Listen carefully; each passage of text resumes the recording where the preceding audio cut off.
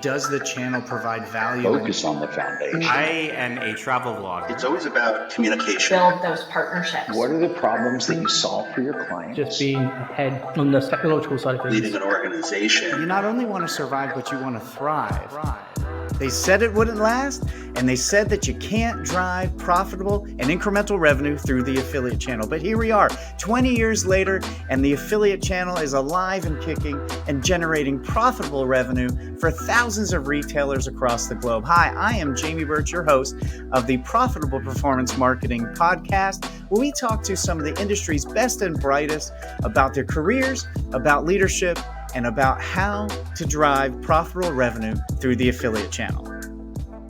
Welcome to the Profitable Performance Marketing Podcast. My name is Jamie Birch. I am the host of this podcast and the co-founder and CEO of JEBCommerce, your award-winning affiliate management agency. Now, I have a really awesome guest today, Mike McNerney from Martech Record, and we're going to talk about all those things. But before we do, I want to let you know that there are a couple ways that you can get help with your affiliate channel from JEBCommerce. You can email us any question you have at gethelp@jebcommerce.com, and I get that email personally, and I will handle any questions you have. You can also just set up time on my calendar. So I've set up time since the beginning of the COVID pandemic.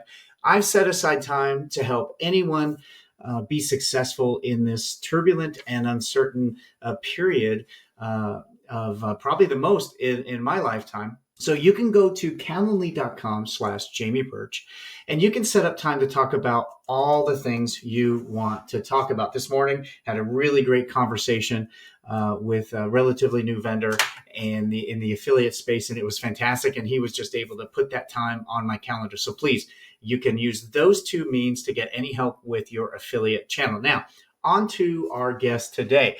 There are a couple things that we talk about today that I think are going to blow your mind. So we're going to talk about affiliate marketing, definitely. We're going to talk about the stodgy world of publishing, and we're going to dive into how affiliate marketing is good for democracy.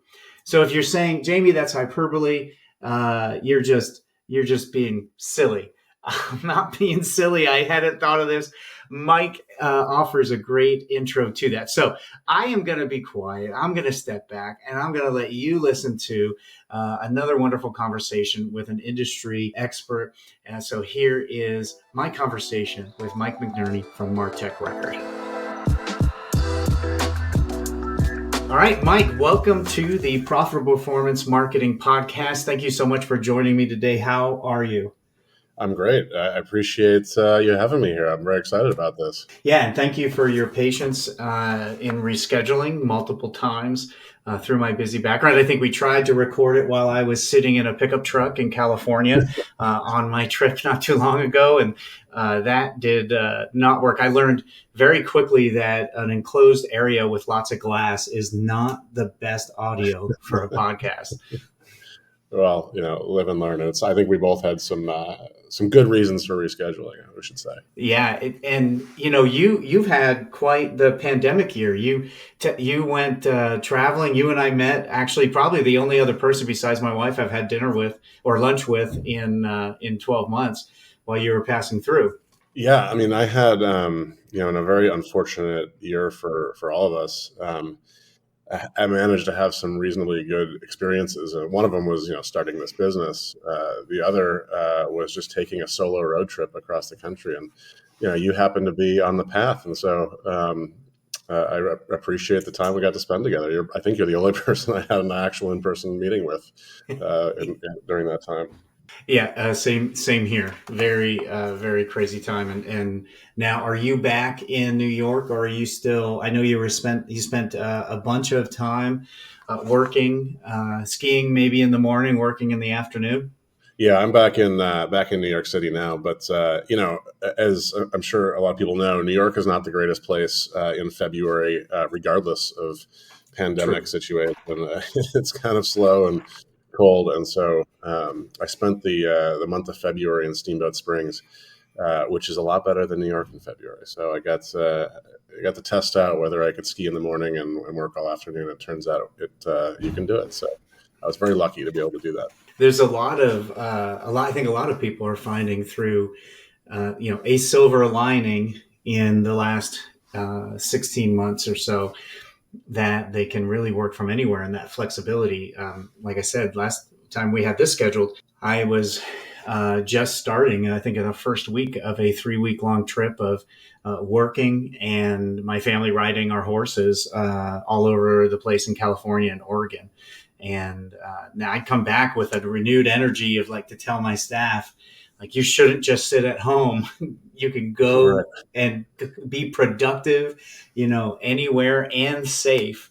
So it's been kind of a silver lining for sure.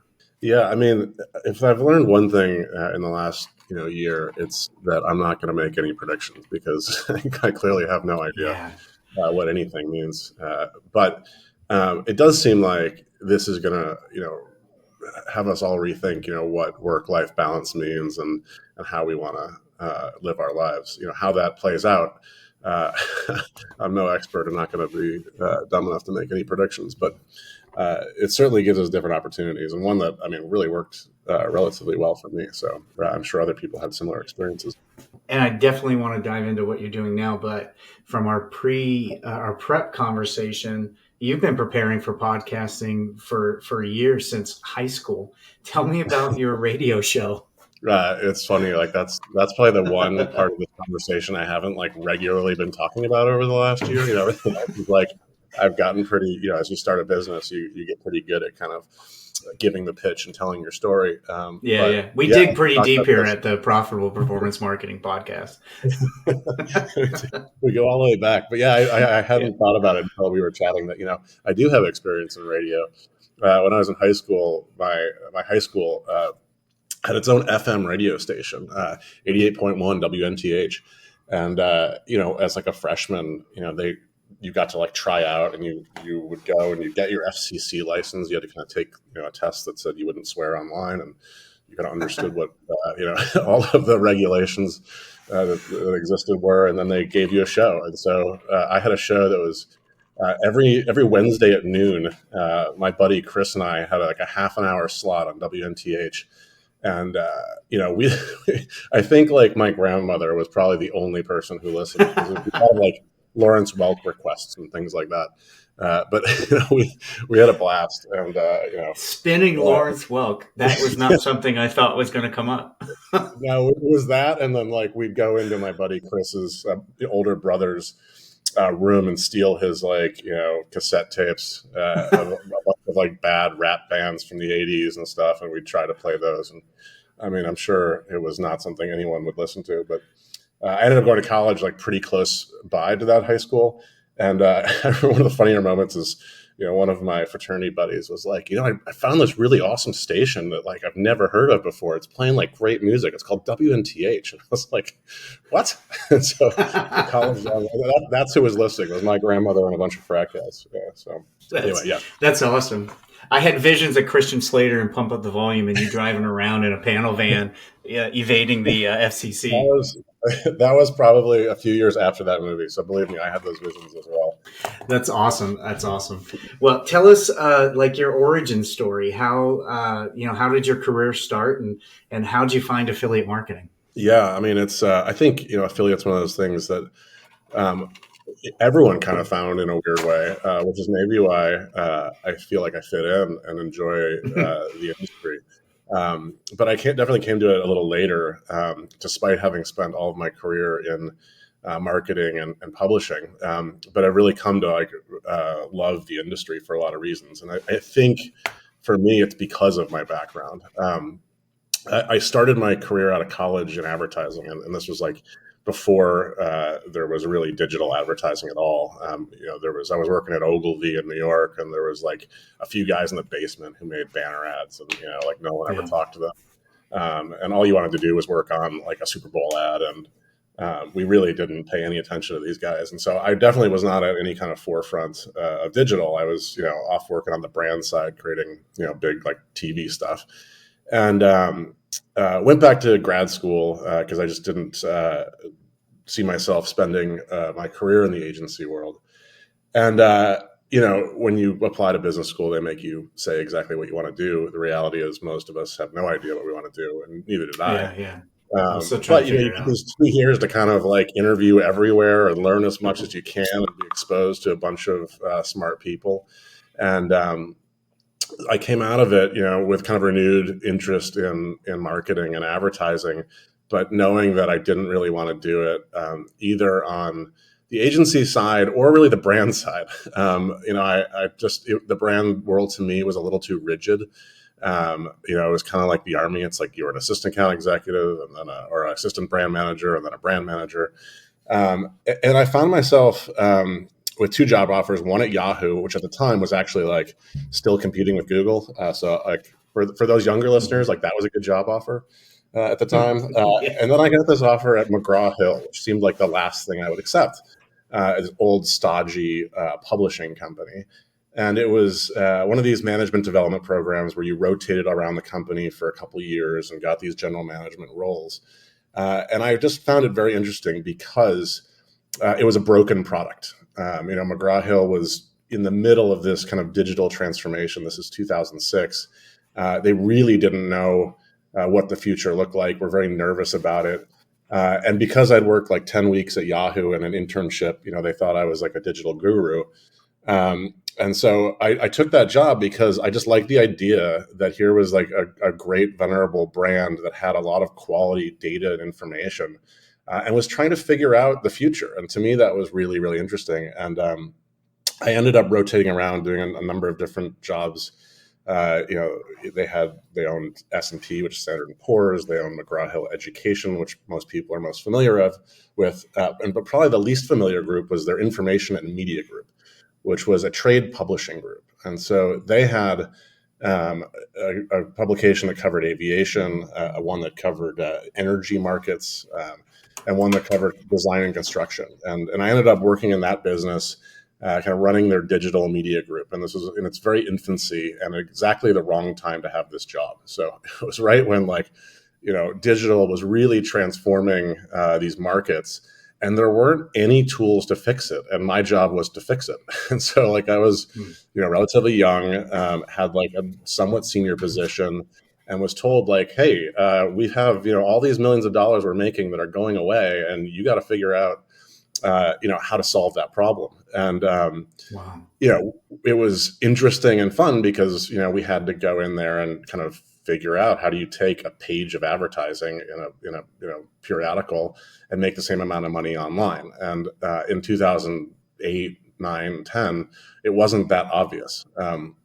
In fact, spoiler alert, it was not possible, basically. And so I learned a ton in that time, but we really just didn't have the tools to fix the product at the time. I mean, it really was like, how do I create a bigger banner ad was like the best thing we came up with. Yeah. And so when those businesses got sold off to private equity, I left and joined a series of SaaS tech companies, usually in kind of a strategy or business development role. And the common thread was all of those sold into marketing organizations. And what I learned in those jobs was that marketers are really good at marketing, but not very good at buying technology. And so that kind of always stuck with me, that there wasn't the kind of information in the marketing technology world that there was in the aviation or energy or construction markets, where there was a lot of transparency around what you bought and sold.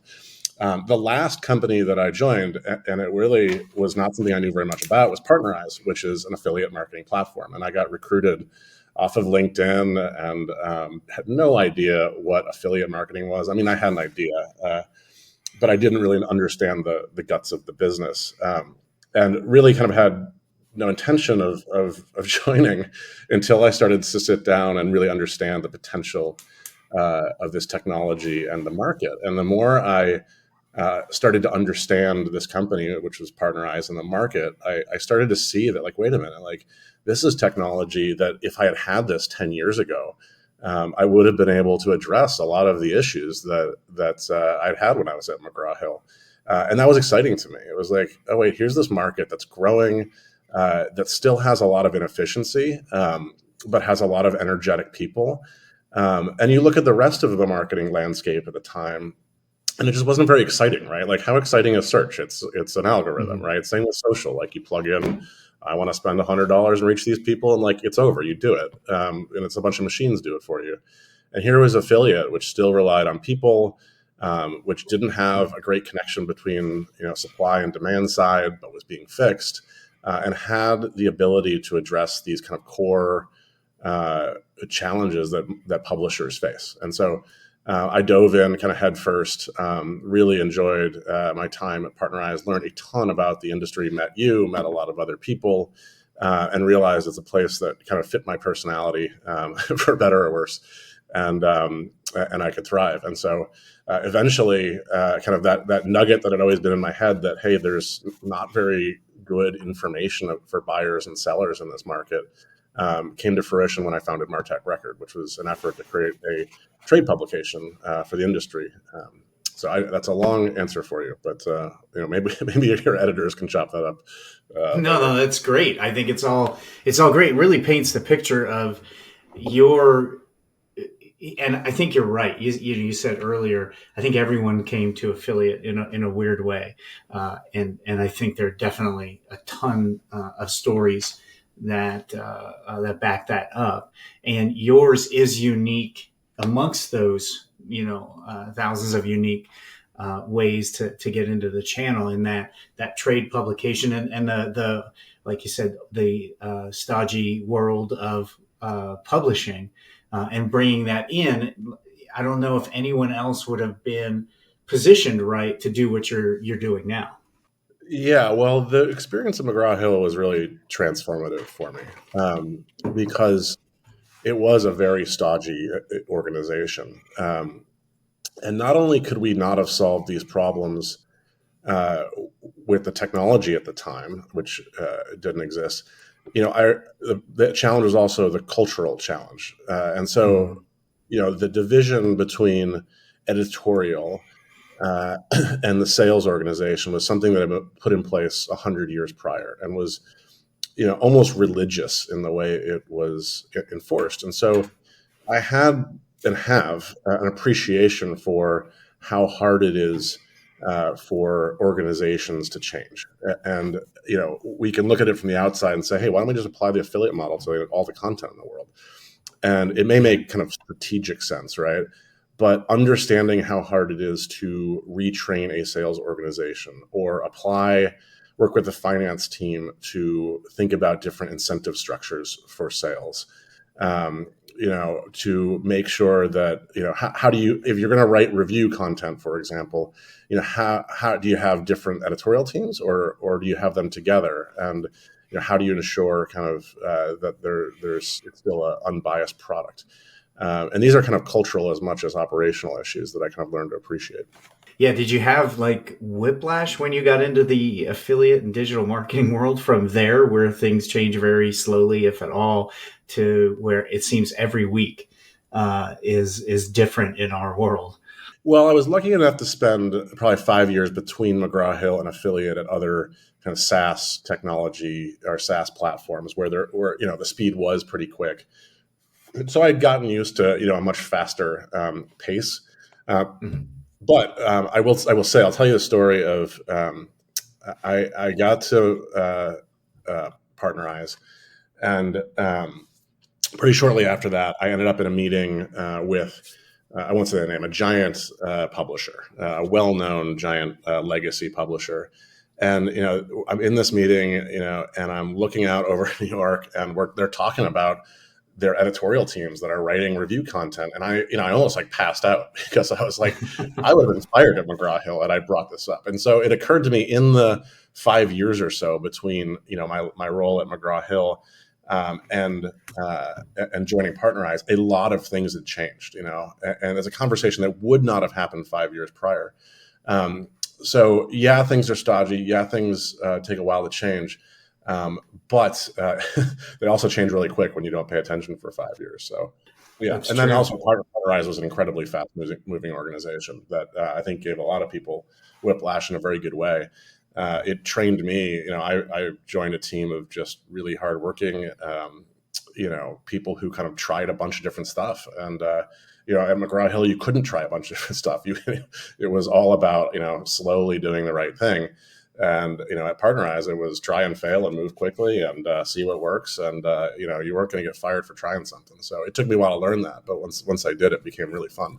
That story kind of reminds me of when we started to reach out to bloggers in our space. And there was just this strict adherence to not monetizing and not selling out. And this isn't what we do. My content is my content. Don't contact me. And now I don't know of a blog that's not trying to monetize in some way. And now we have large media companies becoming publishers themselves, becoming affiliates themselves. And so this rapid change, maybe not rapid, but there was a lot of change in how this industry perceived that content and that editorial and the place of both that content and a revenue producing, perspective on it. Yeah, I mean, I think it's hard to overstate kind of the almost religious-esque fervor that journalists and publishers have had for a century around the separation of the content they create and the sales team, and there's very good reasons for that. And so it makes sense to me, a lot of sense to me, why it's taken a long time for that to shift. And for me, the aha moment, and I think this happens to everyone, is realizing that there's no reason why affiliates, causes you to be biased in what you're writing about, right? Like the underlying business model is not the problem, right? It's how you apply that, right? It's the model you build in your organization. And so I think there was just a long time where everyone assumed that because the business model was different, there would obviously be worse content, for whatever reason. And so it was just easy to say you weren't monetizing it. That has changed. And it's changed because of a lot of really smart people who are kind of rebuilding organizations like CNN and the New York Times and things like that. And so, it takes smart, hardworking people who kind of can rethink business models. And I've been really impressed by the people in the industry.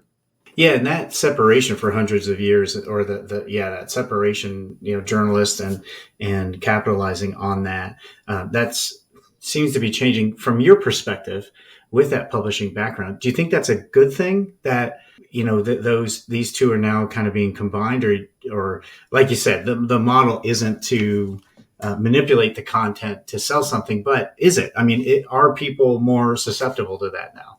Well, so there's two questions there, and make sure I get to both of them. The first is it a good thing?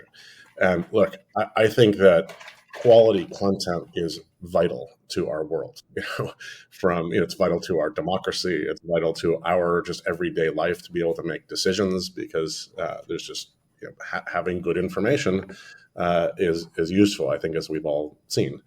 And two, to have good information, you need a business model, right?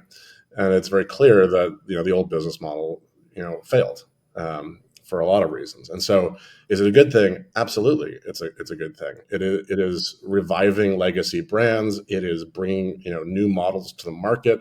It is creating quality content in places that didn't exist before. So it's a fantastic thing, I think. And secondly, I'm an optimist. I really believe that we are in the very early stages of fundamental transformation in the information and media market. And a lot of that started in the affiliate space, which is, I think, the industry deserves a lot of credit.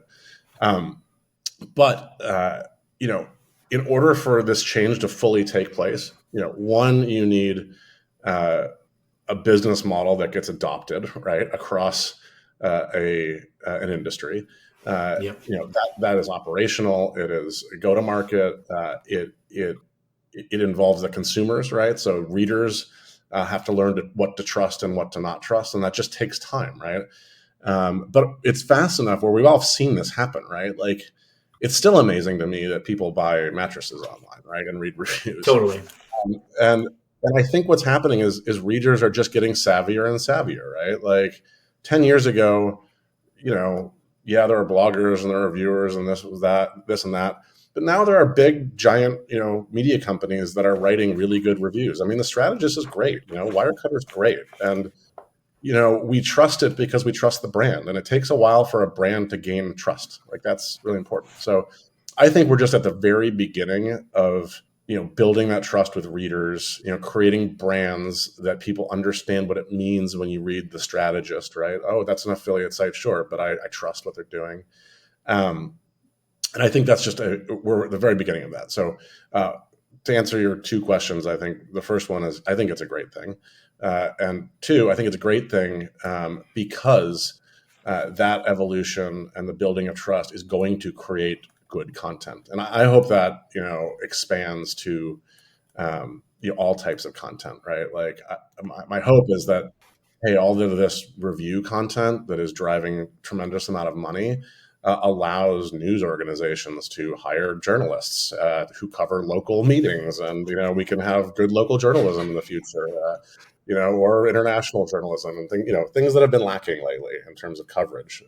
It's good that a new model is evolving to support all of this. Like, we kind of forget that classified went away, and that meant that all your local papers had to fire their local reporters, and now no one goes to the city council meetings, so no one knows what's happening. Yeah, it's a really interesting perspective. We've seen those news outlets look for a revenue model, and I remember reaching out to some of them way back when, and they were still not quite seeing the change that was happening. No one's buying a physical newspaper anymore. Your cable has changed dramatically in the last 5 years. And so searching for a new model, like you said, everyone needs a model that's adopted. And it looks like the affiliate program is being a big part of that. And sometimes we get caught up in this channel, like, what good are we doing in the world? We're selling more stuff. But that's a really interesting perspective. Working with those partners is we're allowing that good flow of information to be done, gathered and put out there. I hadn't actually thought of it Mike, tell us. Oh, go ahead.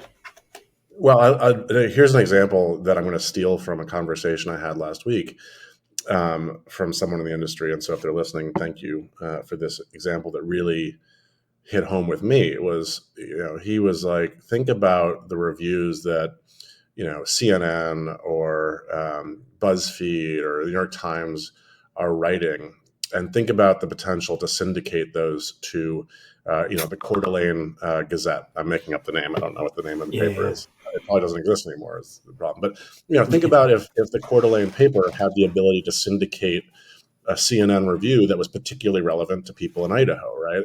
And take a cut of that commission, and then start to realize that, if we start to create our own review content that's really relevant to this particular region, we can make money and we can rebuild this business. And so that's just an example of how I think we're very early stages in this, and the affiliate industry is helping to drive that revenue.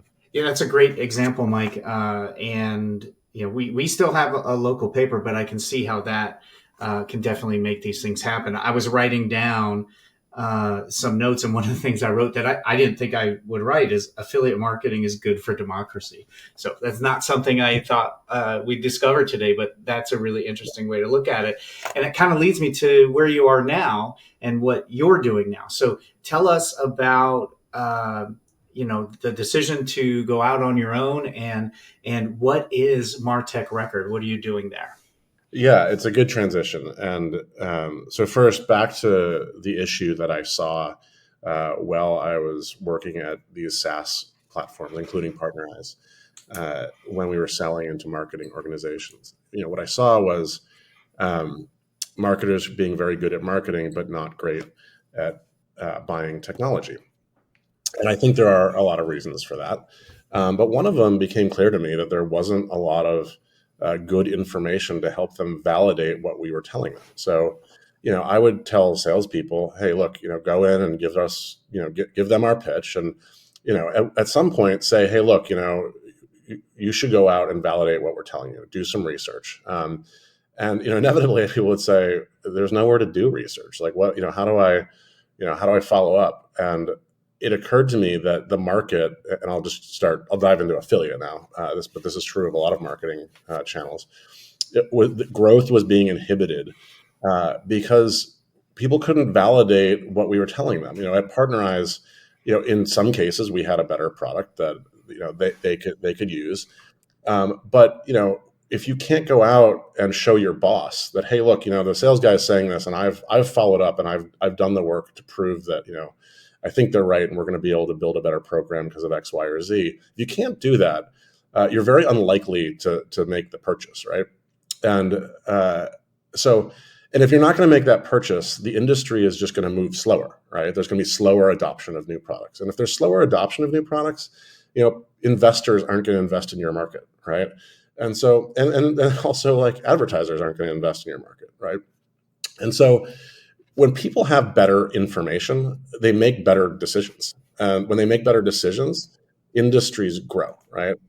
When you know what the price of a product is, when you know how a product works, and you can validate that and trust that, when you know who to reach out to, to make a sale or to buy a product, when you know what the best practices are in an industry, you're more likely to invest. And when you're more likely to invest, investors are more likely to invest, and the industry can grow. And so, I saw that at McGraw-Hill, right? We covered these markets that were giant global markets that wouldn't have existed without us providing the pricing, right, of certain products. We literally priced oil every day, and that is really valuable.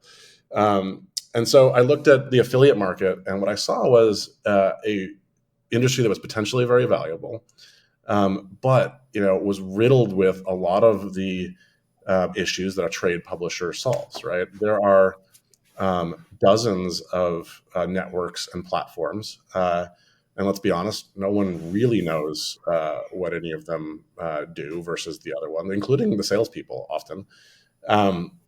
There are thousands of publishers, and growing every day, which is exciting. There are countless ways to compensate those publishers, and there's no information about what are the best practices. I mean, there's some stuff out there, but I'm just a big believer that if you shine a light on these things, then the industry has a potential to grow. And then, on top of that, I realized, Jamie, I'm like, man, we need all these things. Who would know how to create a trade publishing business? And I was like, oh, man, I guess I do, right? And it's interesting. There's two things about that. One is that the Martech Record. So to answer your other question, Martech Record is an independent trade publication that provides reviews of products and services in the affiliate industry, publishes best practices, and provides a degree of analysis on the industry with the mission of shining light on the industry and growing the industry. So with big belief that we all kind of have the potential to grow this together. So that's who Martech Record is. The model is very much an old trade publishing model. We get up an audience and we sell sponsorship and advertising against it. But I'm also a believer that in the future, B2B technology, enterprise level technology will be sold through an affiliate model. And so, that's the kind of target, the direction of the business.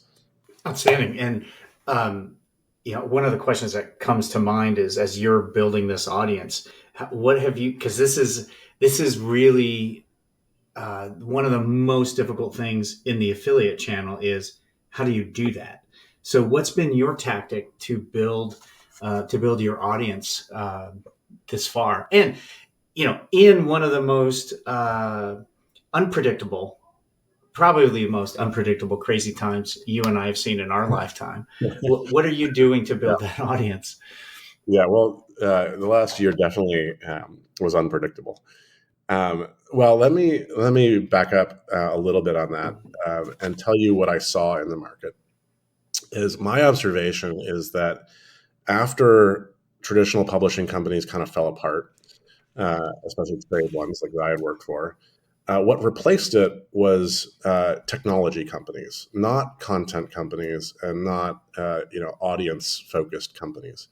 So, and then the reason for that is because investors invested in anything that had data or technology attached to it. And so the replacements were like people who are really good at web scraping and search. but no one was actually good at content. You Google like best affiliate marketing platforms, and you're like, oh, these are all just people who are really good at search and really good at web scraping, but none of the content's any good whatsoever, right? Yeah.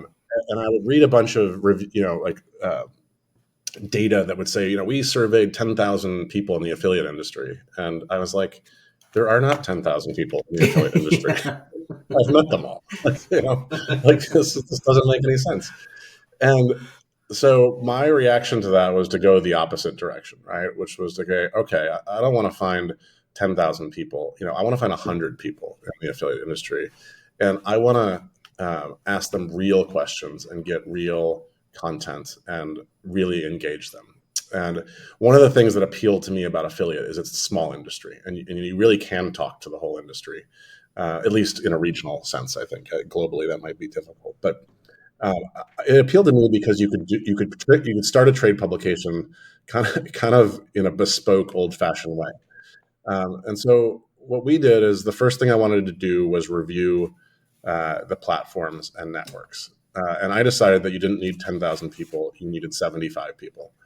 And so I went out to people in the industry, yourself included, and I appreciate your help, and said, hey, look, could you nominate, 5 people that that have worked on at least 3 platforms, that have expertise across different verticals, that I can put on a panel, I can survey them, and then I can interview them. And that's what we did. We created a panel of 75 people. I asked around a bunch of people, said, if I got 75 people's information, would that qualify as useful? And everyone's like, yeah, that actually would. And so that's how it started, was 75 people who filled out surveys, and then got a phone call from me, and I grilled them on every question so that we actually had like real data and real information. And then we published a buyer's guide. And the buyer's guide was split in 2 parts. One was the data that we got from the surveys, saying, here's what people responded to these questions. And the second was like an Amazon-esque review, right? And we just published literally every word everyone said about every platform.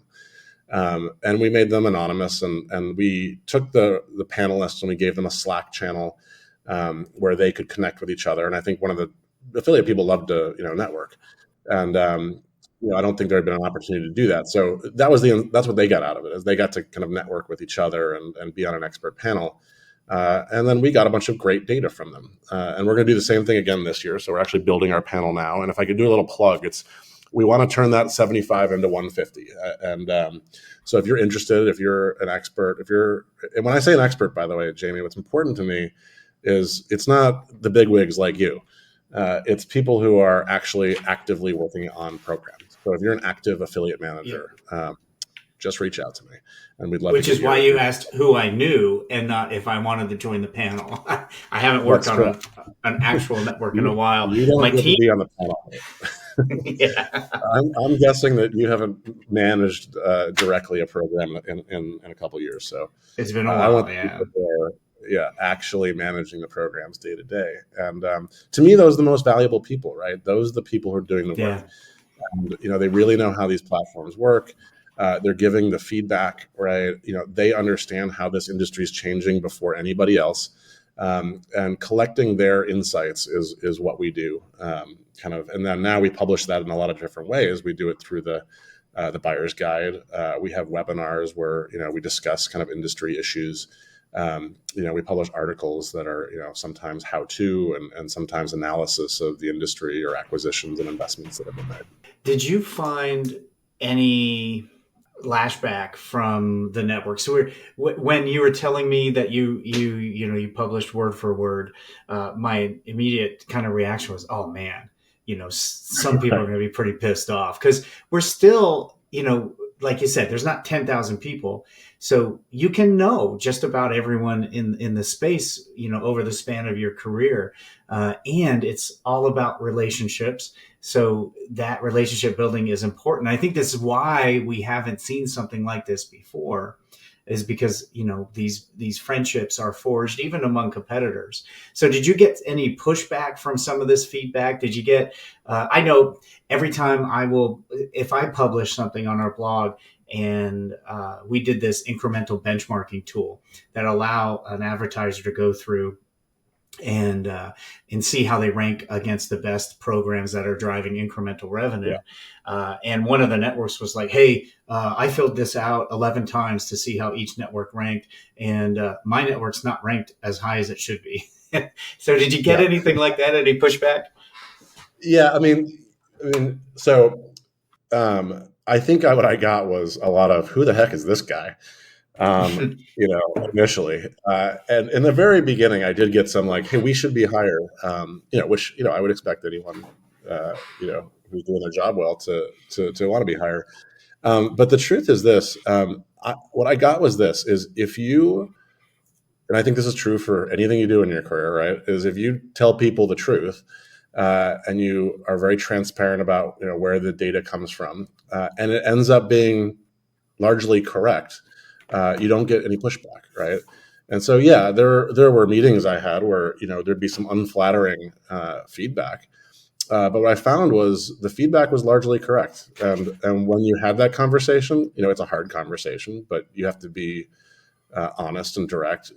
People appreciate it. And, you also position it as these are the areas where you can improve, right?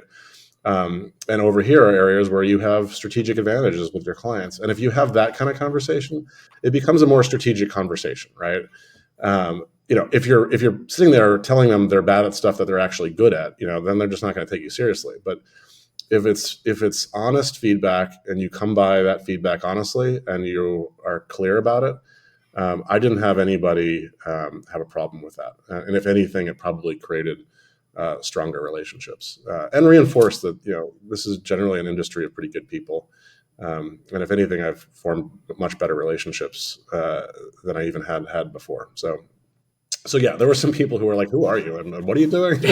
But, we got past that pretty quick once we kind of looked at the data. And I also am very passionate about sharing all the data we have. We're not trying to hide anything, and we're trying to, I'm really bad at, phrases like we eat our own, I don't know, like we try to, we say the industry should be really, really transparent. Well, so are we. If we got some information, I'm happy to show you exactly where we got it, exactly what it says, and exactly what it says about your competitors too. And so if you build a strong relationship like that, people, I think, appreciate it more over time. I would think because the feedback isn't coming from Martech Record, it's coming from real people that were surveyed and you spoke with. And we do something similar. We will give affiliate feedback to our clients. So if they want to run their program X way and the affiliates need it Y way, we will provide that feedback directly from the affiliates. And that always carries a little more weight than the messenger, yeah. I guess. I think I also have weirdly an advantage by not being an affiliate expert. I have never run an affiliate marketing campaign, and I have, I say that a lot. It's like, I'm not the affiliate expert. My expertise is trade publishing. So, what I'm telling you, really, I couldn't tell it to you any other way because I don't have the expertise to, right? Like, I'm just telling you what this person here said. And so it gives me I think it's an advantage for me and for Martech Record in that, I have enough information about the industry to see where it's going. But I'm not an expert in the sense that I run programs. And as I said, those are the people who have the real valuable information. And, that's what, so anyway, I'm no expert, and that gives me a weird advantage. I think it does. And you're not, we have associations like the PMA, but they're funded and members include the people you'd be reporting on. So you're in this unique spot of not beholden to anyone. And that gives you a really unique advantage to share really transparent information. What are some of the other things so you got the buyer's guide. What else is part of Martech Record? Yeah. So, right now, I think you would look at us and think of us as a pretty typical trade publication. So we launched with the buyer's guide. That was, we spent a reasonable amount of time on that in 2020. And that created what I think was a reasonable kind of center of gravity around what we were doing. People, it was a good representation And then in 2021, it's a matter of creating more content and then figuring out how to kind of productize that. And so the three things that have probably been most successful, one is a webinar series. So we have a webinar once a month where we pick a topic, we cover that topic, we bring experts on and discuss the topic. And this sounds pretty simple, but what I've found is it's a little different than people are used to. So we have sponsors for the webinar, right? So we get, Impact sponsored one, Partnerize a sponsored one. We have some other sponsors coming up, but these are typically the technology or networks have been involved as sponsors. And I think what's different is, we don't have them on the panel, right? And we say, look, we're gonna build our own panel. We're gonna talk about what we want to talk about. They tend to sponsor the topics that are relevant to them, that that they are involved in, and the issues that they're helping solve. But the conversation is our own. And what I often say is, hey, look, if you want to put your CEO on a webinar, you can build your own webinar. Like, you don't need me to do that. The people who are joining our webinars are genuinely interested in this topic and want to debate it, right? Or want to kind of figure out how to solve whatever problem it is we're talking about, or want to learn about what's happening in the future. And so I think what's happened is, the listeners of the webinar, the attendees rather, have started to really see some real value in that type of conversation. And the advertisers are starting to see, like, oh, the people who register here really care about this topic, and these are good people to talk to, right? So obviously it becomes a lead gen tool for an advertiser as well. And we're still early days here, but I think they're finding a lot of value in the people who are engaging with us. So there's that. We've also, Jamie, and I encourage you to join the next one. We've started this kind of monthly happy hour. And I gotta say, like, I don't deserve the credit for this. This was the panel that we created was really missing Vegas and ASW, and started suggesting, hey, can we get together on a Zoom call and just have a couple beers and talk about stuff? And so I was like, yeah, I'll host it and promote it and see what happens. And I gotta admit, I was skeptical. I was like, I don't know who's going to show up to have a beer with me on a Zoom call. But it turns out a lot of people want to. And, a lot of it is, people haven't seen each other in a year, and we're really missing, the camaraderie that affiliate has. And so we've started this, monthly Zoom happy hour in which it's combination just fun connecting and then also topical. So we'll pick like 5 topics. We'll split into different breakout rooms, and we'll have each room have to come back and present their findings. And it's fun stuff. Like, people usually come up with some, in the future where everything is run by affiliate, we're going to have flying cars. And then it also allows people to network, right? So there's obviously a lot of people DMing back and forth through Slack channel and things like that. So that's been really successful. And then we've recently launched a newsletter. As we get more and more content, the newsletter starts to make sense. And that's been pretty successful as well. So these are basic trade publishing tools, and the objective for us is to keep growing the audience and keep driving that engagement. Yeah, and I love that. I didn't know how much I would love a happy hour. I haven't joined one with you guys, but the PMA I'm on the board of, and we just did a 2-day virtual summit, and we had cocktail hours, happy hours in each of those, and I didn't realize how much I miss seeing everybody. And we ran our own, virtual offsite for JEBCommerce, and we did a happy hour, everyone in one room for an hour. And that wasn't as effective as like what you guys do, where you go into breakout rooms, and what the PMA did.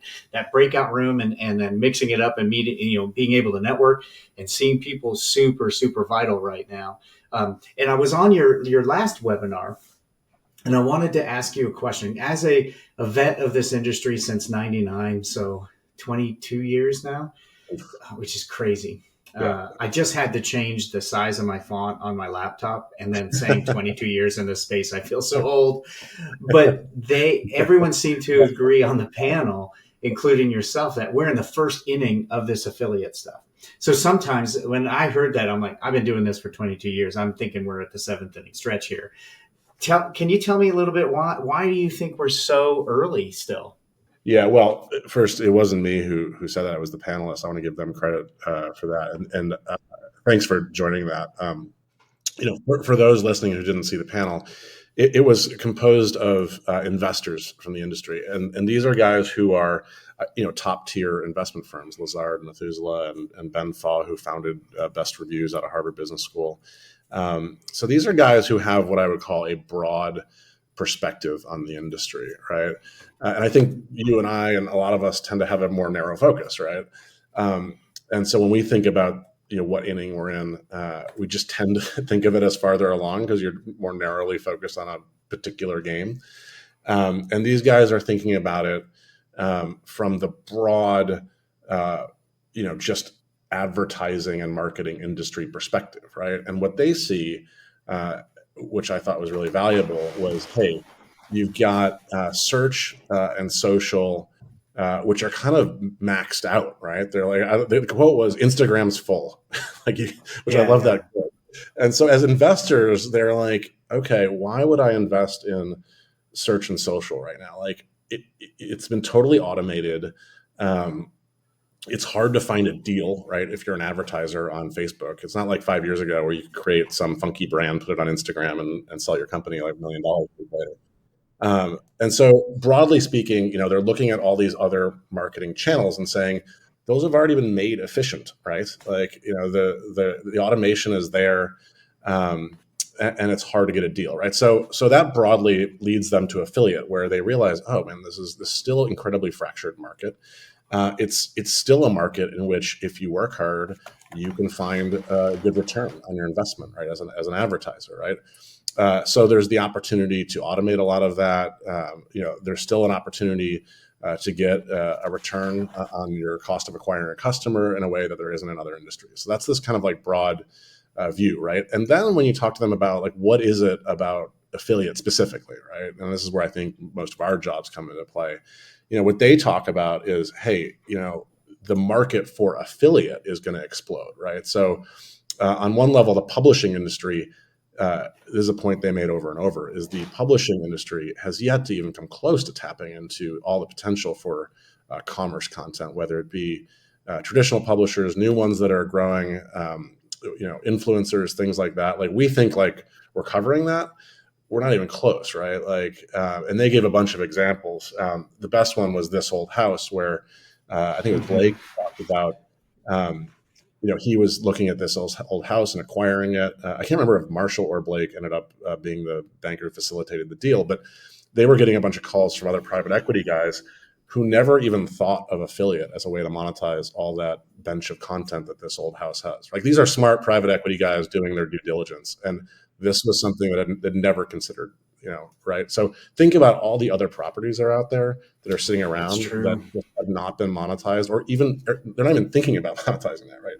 The second point was kind of within the e-commerce landscape, affiliate still is tiny, and it should be much bigger, right? So that was a big point that was being made. And the final one, right, is just e-commerce in general, right? And Ben Faw made this interesting point, which he has such a clear way of speaking that I'm sure I'll butcher all of it. But, his point was, look, there's some people reporting that 20% of commerce now is e-commerce. He's like, that's not even close. It's way under that, right? If you think about all the services out there, the business services, if you think about, the big products like cars, I think Blake brought that out.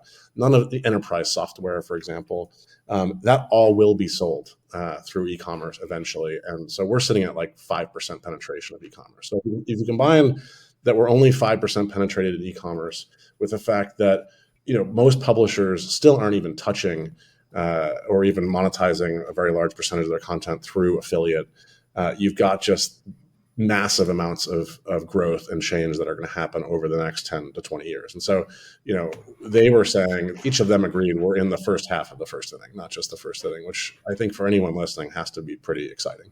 Yeah, I when they first said that, I'll be honest, I was like, maybe I'm just the old grizzled vet is telling new kids to get off my lawn, but was thinking, what are you talking about? But that example of This Old House was fantastic. And see, even I've been doing this a long time, and I've done some really unique partnerships that, were, not the norm, that opened my eyes to, like you just said, like that penetration is so small right now. So huge opportunity. That's a really good answer. I appreciate it. Yeah, I mean, if I follow that up, like I think about Martech Record. I mean, I thought of this as a affiliate business in the future. It's not right now, but it will be. In 3 to 5 years is what I think. And I think, what you and I probably think about, right, is I think what's in the 7th inning is, or maybe the 5th inning or something like that, is the transformation of the coupon and deal space into digital, right? Yeah. Like, Yeah. that is a game that's farther along, right? Is if you go back 30 years, people forget there was a giant coupon industry, right? And that got disrupted by affiliate, right? And affiliate it was the innovators in that industry, and has. I think we're close to we're the relief pitching is coming in there, right? There's still growth to happen, and there's still a lot going on there, but we're farther along. But when you think of just, I'm going to directly pay someone who drove a sale through a piece of content, that's where we're in the first inning. Super exciting. So what is next for Martech Record? What are you guys planning this year? It sounded like you're doing another network and platform buyer's guide. Yeah. So, as I said, last year was really, how do we kind of build a base of content, is what I like to say. And that base, the goal there was, let's create some legitimacy and trust in the market. I think that was the primary thing. And the first quarter here really was, all right, now that we've done that, can we build a business out of this? And I think the clear answer has been yes. There is a market for this information, both on the reader side and on the advertiser side. So that begs the question of what's next. And for us, it's very clear that producing quality independent content is what was successful. And so, the next couple of quarters is really focusing on improving that. Like, how do we create more better content? Part of that is the next buyer's guide that comes out. I think we did a reasonable job on the first one. I think it can be a lot better. I think we need a bigger, more representative panel. So if you're out there and you're working on an affiliate program, I would love to hear from you. And then keep continuing to build out these webinars and other types of content as well. We have a video series coming up. There's some educational units that we're planning on doing in Q4. So that's kind of the immediate next year. And as I've said, I really believe that SaaS marketing technology companies in the next 3 to 5 years will use affiliate as a main channel of driving revenue. And so, we want to be in a place in 3 years where, whoever the players in the market are, I'm not going to predict who at this point because there's so much consolidation going on, will use Martech Record as a way of driving a sale that is measurable. Part of that's because the tech is getting much, much better where you can measure those things. And part of it is because the readers are getting used to reading quality reviews online, trusting them, and making purchases. And that's thanks to people like you. So I appreciate all that you guys are doing. Well, you're welcome. I really like what you guys are doing now. You mentioned that you're looking for more people on the panel. How exactly can one of our listeners, or 175 of our listeners, how can they get in touch with you and see if they are the right fit for your panel? Yeah, it's great. First, if anyone wants to follow Martech Record, just on the site, there's a sign up, or you can follow us on LinkedIn. If you sign up on the site, we'll have all your contact information and be able to reach out to you. But look, you can just reach out to me directly via LinkedIn's probably the easiest way. Feel free to connect with me and send me a quick note saying hey, I'd love to be involved in the panel, and then I can send you a form to fill out that just makes sure we've captured that. We're looking for about 50 more people. I think we got about 100 right now, and if you're actively managing a program, we would absolutely love to hear from you. Awesome. And I will include a link to your profile in the episode notes. Well, Mike, this has been enlightening. And hey, we covered everything from a high school radio show to the SaaS world and networks and platforms. Love what you guys are doing over there. Honored to be able to provide input early on. I know some of our team members are involved and really like what you're doing over there. So definitely keep that up. Best way to contact you is on LinkedIn. Is there any other areas that we can follow Martech Record or follow you? Really, it's LinkedIn. We have a good following. But the easiest way is signing up on Martech Record. You'll get the newsletter, and that's where you'll get kind of all of your information. We don't overwhelm people. We probably send 2 or 3 emails a month, but they tend to be really valuable. It's a newsletter that is everything we do, and then any events that are upcoming, you'll find out about. So that's what I would encourage people to do. But if anyone wants to connect with me on LinkedIn, that's a great way. I'm very responsive there. So.